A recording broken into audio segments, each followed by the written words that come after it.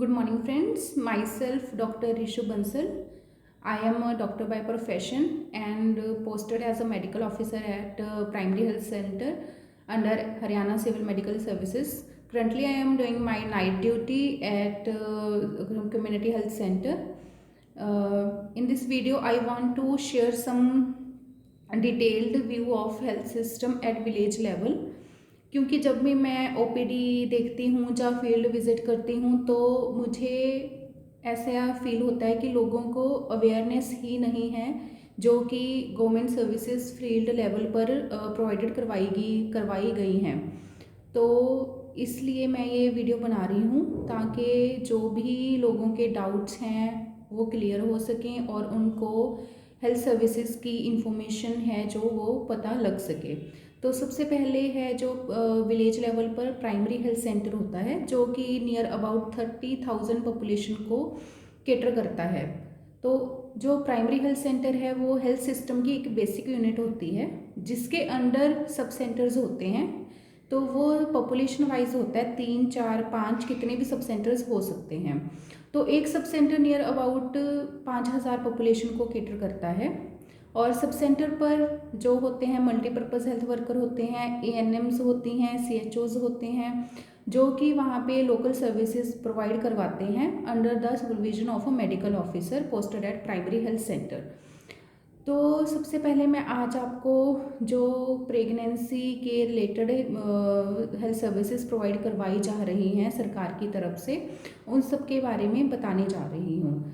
सबसे पहले जो है कोई भी एएनएम जो होती है पोस्टेड होती है वो अपने विलेज लेवल पर जितनी पॉपुलेशन को वो केटर कर रही है उसके अंडर आशा वर्कर्स होती हैं। एक आशा वर्कर 1,000 पॉपुलेशन को केटर करती है।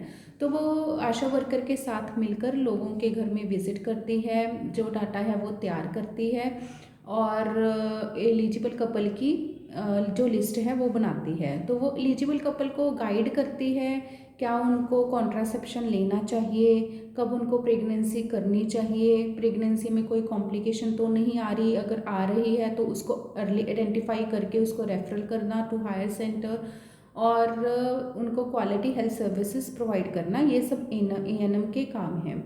तो सबसे पहले अगर कोई भी लेडी है विलेज लेवल पर अगर वो प्रेग्नेंट होती है उसका यूरिन प्रेगनेंसी टेस्ट पॉजिटिव आता है तो सबसे पहले वो अपने आशा वर्कर के साथ कंसल्ट करती है। आशा वर्कर है जो वो 1,000 पॉपुलेशन को रिप्रेजेंट करती है और वो उसी विलेज में रहती है। तो ऑलमोस्ट सारे विलेज के लोग आशा वर्कर को जानते होते हैं। तो जब आशा वर्कर को वो बताती है तो आशा के ज़रिए इंफॉर्मेशन एएनएम तक आती है और एक रजिस्ट्रेशन की जाती है। तो रजिस्ट्रेशन के बाद उसका एएनसी कार्ड मतलब एंटीनेटल केयर कार्ड बन जाता है, जिसके बाद वो प्रेगनेंसी है जो वो सरकार के पोर्टल पर रजिस्टर हो जाती है और उसकी देखरेख का ज़िम्मा एएनएम और आशा के सिर आ जाता है। तो सबसे पहले जो मिनिमम है वो 4 विज़िट करनी ज़रूरी होती हैं। 4 विज़िट मतलब जो एएनएम की रिस्पॉन्सिबिलिटी है कि पेशेंट को 4 बार हॉस्पिटल में ज़रूर चेकअप करवाए। तो सबसे पहले है जो पहले 3 मंथ बहुत इंपॉर्टेंट होते हैं। सबसे पहली विज़िट उस 3 मंथ में ही बनती है। उसके बाद की विज़िट है जो वो नेक्स्ट 3 मंथ में बनती है।